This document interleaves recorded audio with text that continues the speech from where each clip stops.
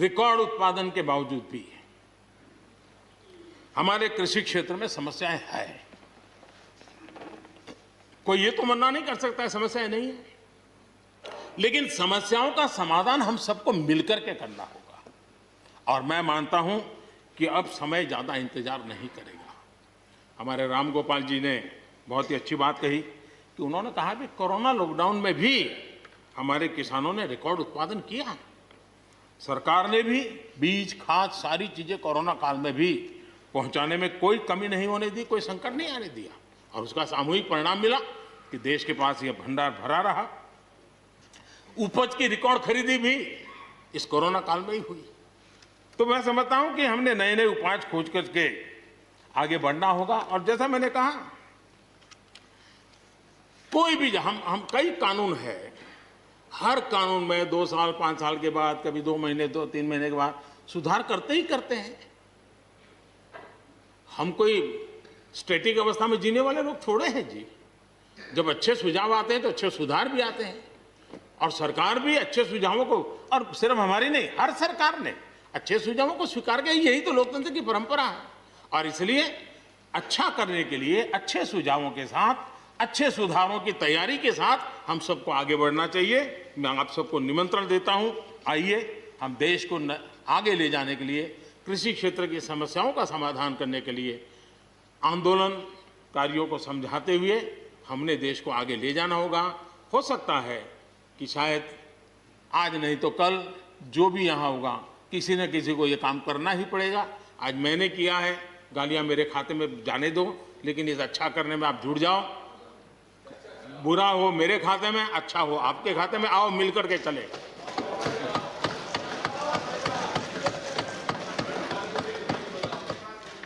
और मैं लगातार, हमारे कृषि मंत्री जी लगातार किसानों से बातचीत कर रहे हैं, लगातार मीटिंगें हो रही हैं, और अभी तक कोई तनाव पैदा नहीं हुआ है। एक दूसरे की बात को समझने का, समझाने का प्रयास चल रहा है। और हम लगातार आंदोलन से जुड़े लोगों से प्रार्थना करते हैं कि आप आंदोलन करना आपका हक है, लेकिन इस प्रकार से बुजुर्ग लोग वहाँ बैठे, ये ठीक नहीं है। आप उनको सबको ले जाइए, आप आंदोलन को खत्म कीजिए। आगे बढ़ने के लिए मिल बैठ करके चर्चा करेंगे, रास्ता खुले है। ये सब हमने कहा है। मैं आज भी इस सदन से माध्यम से भी निमंत्रण देता हूं। आदरणीय सभापति जी, ये बात निश्चित है, हमारी खेती को खुशहाल बनाने के लिए फैसले लेने का ये समय है। इस समय को हमने गंवा नहीं देना चाहिए। हमें आगे बढ़ना चाहिए, देश को पीछे नहीं ले जाना चाहिए।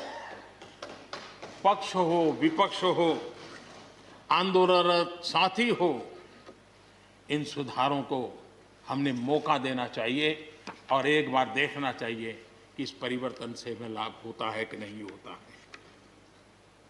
कोई कमी हो तो उसको ठीक करेंगे, और कहीं ढिलाई है तो उसको कसेंगे। ऐसा तो है नहीं कि सब दरवाजे बंद कर दिए बस। और इसलिए मैं कहता हूं,